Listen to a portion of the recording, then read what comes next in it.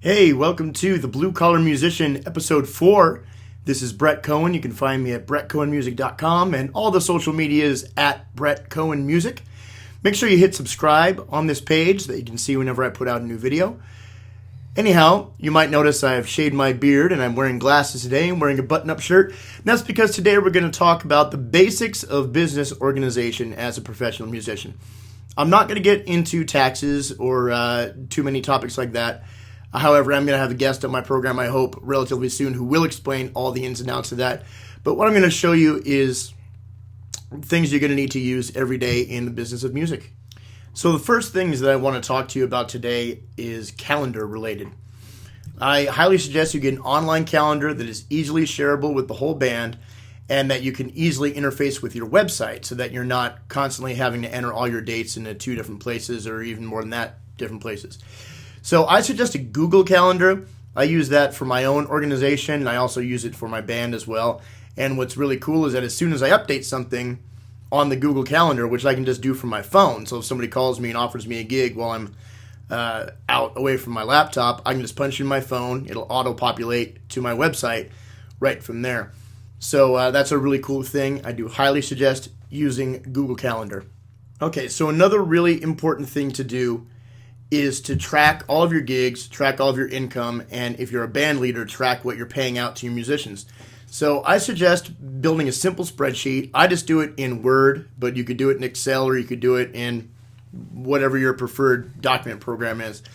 But I suggest having a row where you can show the date, the venue you played, the band you were with, what your base pay was for that, how many tips you made on that gig, things like expenses. For me, parking is basically my biggest expense when I go out to play these gigs, since I play in Las Vegas. So I put that as money that I put out. I also write down how many miles it was from my house to the gig and back, and also how much I estimated that I spent in gas on that.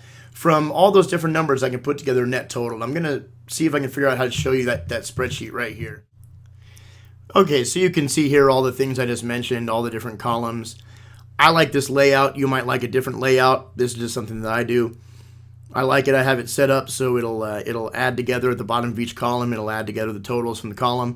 Then at the bottom right-hand corner, I can see my net income for the month, and it's a pretty handy tool. Very simple.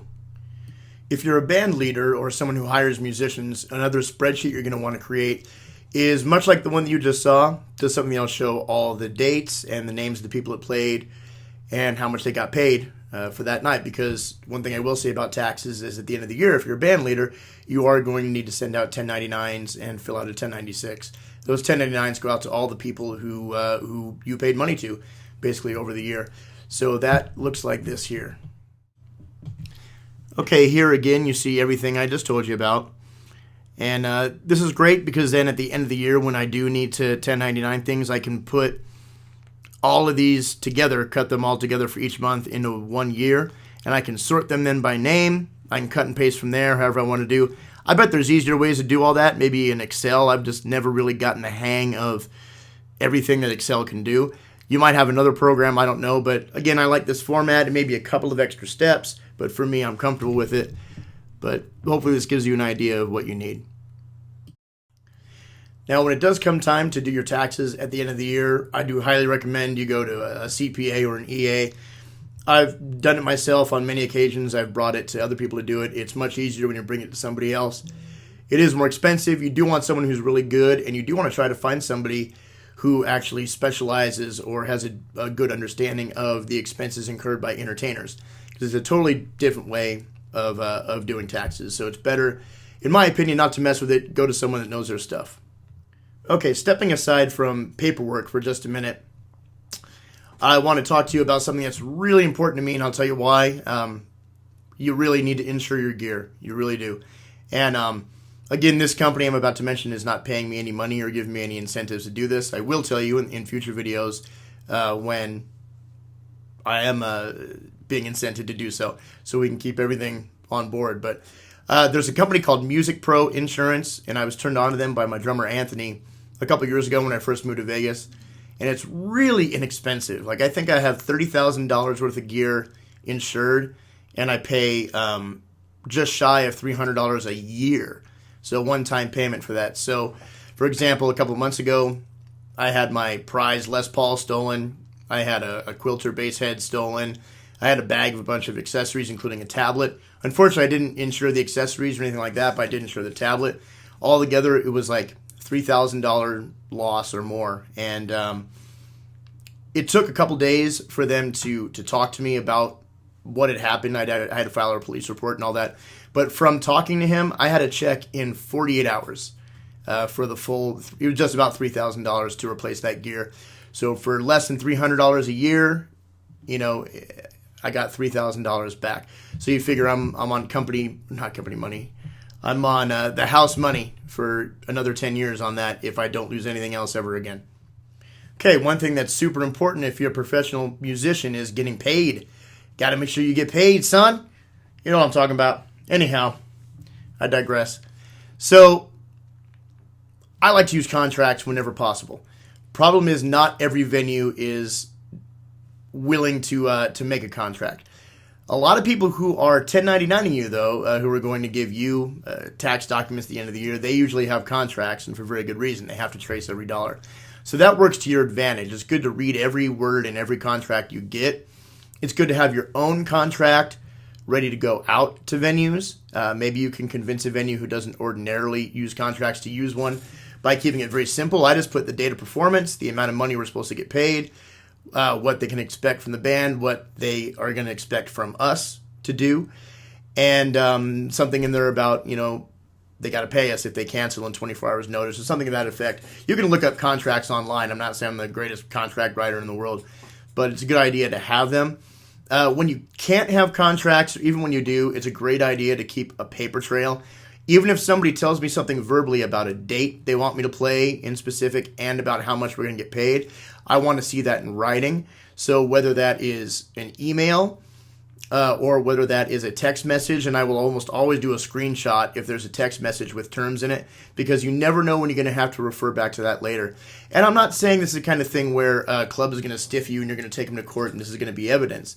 But this is good stuff to have on file, because there's been a couple times where venues have thought they booked me for a date, but they didn't. They had the date wrong on their calendar, and I was able to send them the screenshot and politely and just say, sorry, there was a confusion here. I told you, I couldn't do that date, or whatever it was. It's good to have that.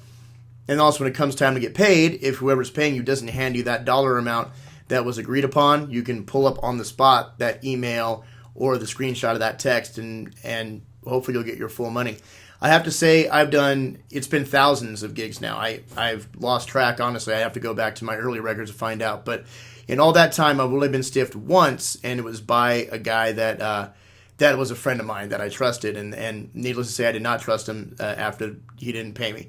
So that's one time out of several thousand gigs where I didn't get paid. But there's countless times where I had to show a paper trail and sometimes be a little mean to a couple people. But you got to get paid. You're a professional. It's what you do. So that is a great way to make sure you get paid. If you have a contract and you get stiffed, that's a whole big problem. You do have legal recourse. You would need to talk to a lawyer about that. I don't know the ins and outs, but that's why we have contracts. And talking to a lawyer doesn't necessarily mean you're going to sue. A lot of times a lawyer will just write a letter saying, hey, we're looking into this, and people don't even want to mess with it, especially if you're talking about like $500, $1,000. People don't want to mess with a court case over that. You show them proof that you're willing to go down that road, and you'll get paid. Usually. I shouldn't say that like it's something that happens all the time. Usually you'll get paid that way. Okay, this next thing is not absolutely vitally necessary to do right out of the gate, but it's always good to do things before you need them, in my opinion.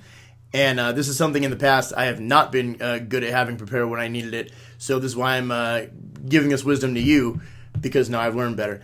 So if you're a band leader, make a stage plot for your band. It shows with a complete input list and complete backline requirements of whatever you need for your band's show to go off, because a lot of times we do get asked for that. It's better to have it up front. So a stage plot just shows where your instruments are going, where the mics need to be run, where the lines need to go, where the monitors should be, things like that. It's not overly complicated. Again, you can Google stage plot and you'll see all sorts of stuff. Okay, that's really about it for this topic. I know it's a short show and podcast today, but I think that hits on all the essentials of what you need on a daily basis to be organized, to track your money, to know how much you're making, to know where you're supposed to be, to make sure your stuff is protected, so on and so forth. Those are all the basics. Again, we'll go into more depth when I can get an interview with a CPA or an EA who is in the music business. And we'll be able to discuss more things then, year-end things and quarterly things, taxes, all that kind of stuff that I'm not going to touch on. Those are the basics. I hope you guys got a lot out of it. Again, this is the Blue Collar Musician, and my name is Brett Cohen. You can find me at brettcohenmusic.com. All the social medias at Brett Cohen. Again, make sure you hit the subscribe button down there and subscribe. All right, until next time, have a good one.